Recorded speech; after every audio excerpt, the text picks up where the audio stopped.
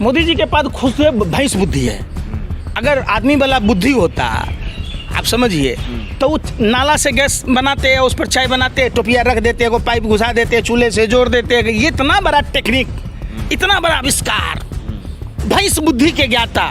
शुक्र है देश के प्रधानमंत्री का 18 घंटा ही काम करते हैं। पता नहीं कब लैट्रिन बाथरूम जाते हैं, कब पूजा पाठ करते हैं, कब भोजन करते हैं, कब सोते हैं, ये भी तो बता दीजिए। अरे 18 घंटे में ये हाल हो गई कि हमारी चड्डी तक बिकने को तैयार है, हम पेड़ के पत्ते पहनने को मजबूर हो रहे हैं। पार्टी का प्रचार करना क्या राष्ट्र का काम है? अंबानी के शादी में जाना क्या राष्ट्र का काम है? मणिपुर के लोगों के पास जाने का टाइम नहीं है, वो देश का नहीं है। अरे वो देश की नागरिक नहीं है। देश के किसानों का हालचाल पूछने का प्रधानमंत्री के पास टाइम नहीं है, वो देश के किसान नहीं है। भैंस के आगे बीन बजाए भैंस रहे भगुराई। प्रधानमंत्री के ऊपर कोई असर नहीं पड़ता है, चाहे वो मणिपुर जलता है तो जलने दीजिए। मस्त राम मस्ती में आग लगे बस्ती में। जो लोग अयोध्या में थे वो राम के लोग हैं, उन राम के लोगों को रावण के लोगों ने उजाड़ दिया। प्रधानमंत्री के 38 दिन के कार्यकाल में 9 आतंकवादी हमले हुए, जिसमें 12 जवान शहीद हुए, 13 जवान घायल हुए, 10 सिविलियंस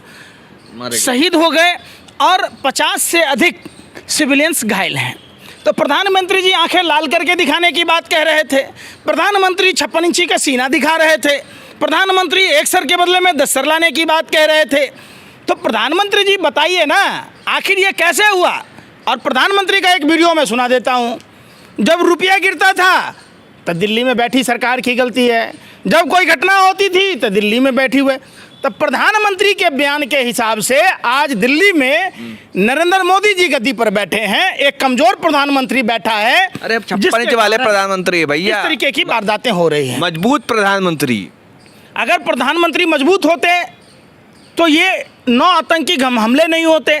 और जब आतंकी हमलों से भाजपा का क्या कनेक्शन है, ये हमें आज तक नहीं समझ में आया। आप पत्रकारों को समझ में आया कि नहीं, बता दीजिए। आप देखिए, भारत की खुफिया जानकारी देने वाला आरएसएस के संस्कार शाला में प्रदीप करूलकर भारत की खुफिया जानकारी पाकिस्तान को देता है।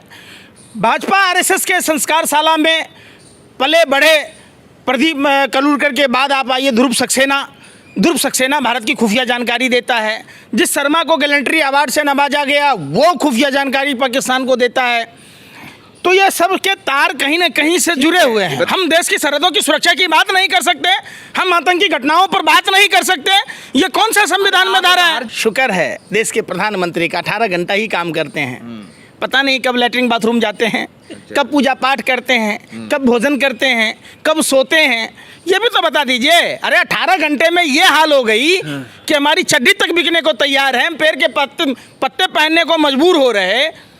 तो फिर नहीं चाहिए 18 घंटा, 12 घंटा काम कीजिए ना, 8 घंटा काम कीजिए। और 18 घंटा जो आप कह रहे हैं, पार्टी का प्रचार करना क्या राष्ट्र का काम है?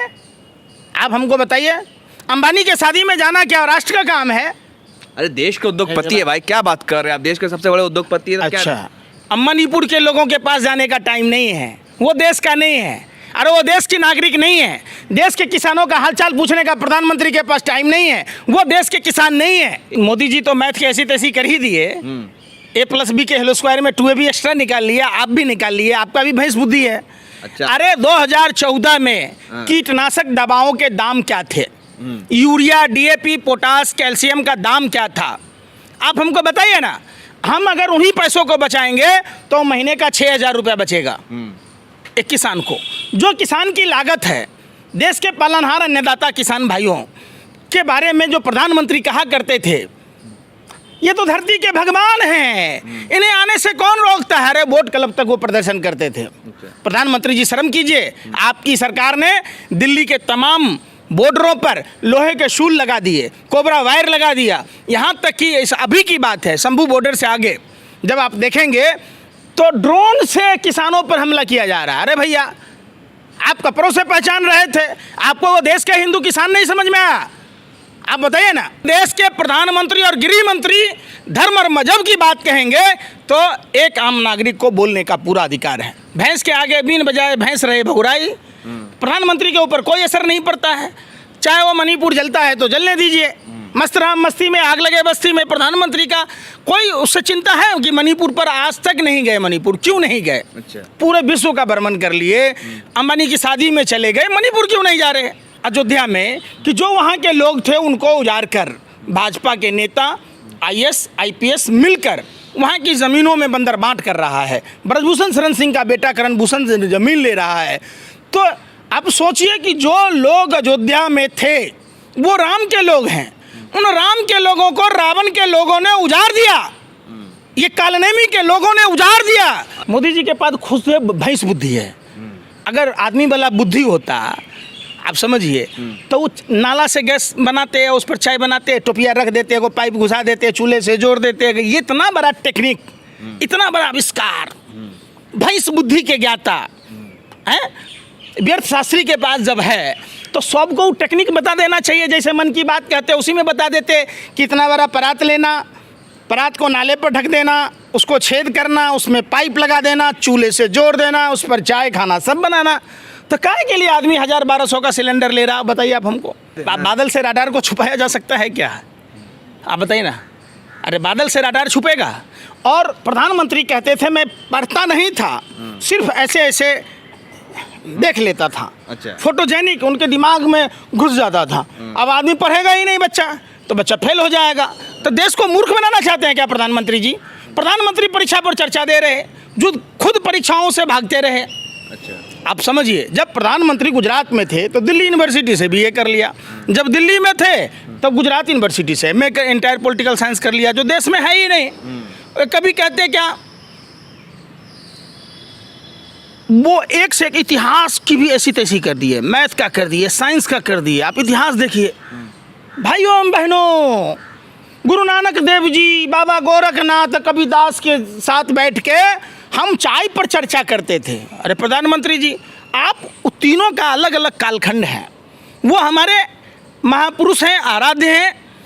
आप उस समय तो जन्मों नहीं लिए थे, तो आप चाय कहाँ से पी लिए? अच्छा।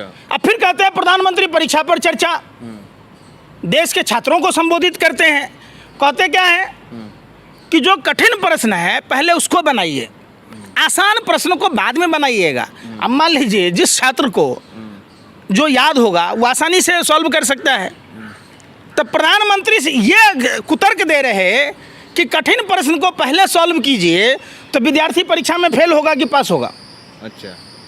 आप बताइए ना। सीधा सा बात है, प्रधानमंत्री की बातों पर ध्यान जब देंगे, प्रधानमंत्री कहते हैं भैंस ले जाएगा कांग्रेस जीत जाएगी, तो अरे भाई 2 मकान होगा तो 1 मकान ले लेंगे, 1 मकान ले लेगा। तो इतने साल से कांग्रेस की सरकार थी, हमने देखा जब इंदिरा गांधी जी ने राजे रजवाड़ों की ज़मीनें लेकर गरीबों में बांटा और जिन जमींदारों को मुआवजा देना पड़ता था टीवी पर उनको बंद कर दिया, तो आरएसएस के लोगों ने उस समय राजे रजवाड़ों के साथ थे। तो किसका कुतर्क मला बुद्धि है बताइए ना आप। अब ये कहते हैं इंदिरा गांधी जी ने ये कर दिया। अरे इंदिरा गांधी जी ने पाकिस्तान के 2 टुकड़े कर दिए। अगर आज इंदिरा गांधी जी शहीद ना हुई होती तो आज इंदिरा गांधी पाकिस्तान के 3 टुकड़े कर देती। है हिम्मत आप में? आप लीजिए ना, पीओ को छीनिए, बलूचिस्तान अलग करवाइए, तो नहीं करते। एक बात बताइए, नरेंद्र मोदी जी की तरह हर आदमी अपनी पत्नी को छोड़ देता तो आज देश में ना ऑटो चालक होता, ना बस चालक होता, ना कहीं चपरासी होता, ना कोई पियून होता, ना कोई फौज में होता, ना कोई सिपाही में होता, ना कोई आईएएस होता, ना आईपीएस होता, ना डॉक्टर होता, ना इंजीनियर होता, ना कोई किसान होता। तो देश कैसे चलेगा? साफ साफ महर्षि वशिष्ठ ने रामायण में कही है कि निसंतान आदमी लोक कल्याण की बातें नहीं करेगा। अच्छा। गृहस्थ जीवन से बड़ा कोई भी जीवन नहीं है, ये कहना सरासर गलत है। तो वही ना कहे, आप कुतर्क बताते हैं। आपको शिक्षा देनी चाहिए कि आप गृहस्थ जीवन में जिए ताकि देश को फौजों की कमी ना हो, सिपाहियों की कमी ना हो, आईएएस आईपीएसों की कमी ना हो, डॉक्टर इंजीनियरों की कमी ना हो, तो देश के लिए छोड़ दिए। अरे देश के लिए क्या सब आदमी पत्नियों को छोड़ देता है? प्रधानमंत्री कहते हैं पकौड़ा तलो। अरे प्रधानमंत्री जी, इतनी आबादी हो गई है, पकौड़ा अगर तो जैसा कि क्यों नहीं पकौड़ा तलवाते? अमित शाह के बेटे से पकौड़ा तलवाते, राजनाथ सिंह के बेटे से पकौड़ा तलवाते, देवेंद्र फडणवीस से पकौड़ा तलवाते ना भाजपा में। ओम बिरला की बेटी को जो डायरेक्ट ज्वाइंट सेक्रेटरी बनाए हैं, आईएएस बनाए हैं लिटिल एंट्री के द्वारा, तो उनसे भी पकौड़ा तलवाते। उनका दुकान तो और चलता कि नहीं चलता? तो वो तो नेता के बच्चे भाई। यार फिर वही बात, और उन्हीं का एक आदमी नेता कह रहा है कि पंचर बनाइए, हाँ। छोड़िए डिग्री बेकार है। हाँ बताइए, अरे तुम्हारा बच्चा माने हमारा कुत्ता कुत्ता, आपका कुत्ता टॉमी हैं? हमारा बच्चा पकौड़ा तलेगा, हमारा बच्चा पंचर बनाएगा, और तुम्हारा बच्चा देश लूटेगा, विधायक बनेगा, सांसद बनेगा। परिवार में देखिए भाजपा में 150 से ज़्यादा नेताओं के बच्चे आज भी हैं। तो पीयूष गोयल कौन है? पीयूष गोयल की अम्मा विधायक है मटुंगा से 3 बार, और वो उनके पिताजी वेद प्रकाश गोयल वाजपेयी सरकार में मंत्री थे। अच्छा, तो पीयूष गोयल क्यों नहीं पकौड़ा तलेगा? पीयूष गोयल क्यों नहीं पंचर बनाएगा?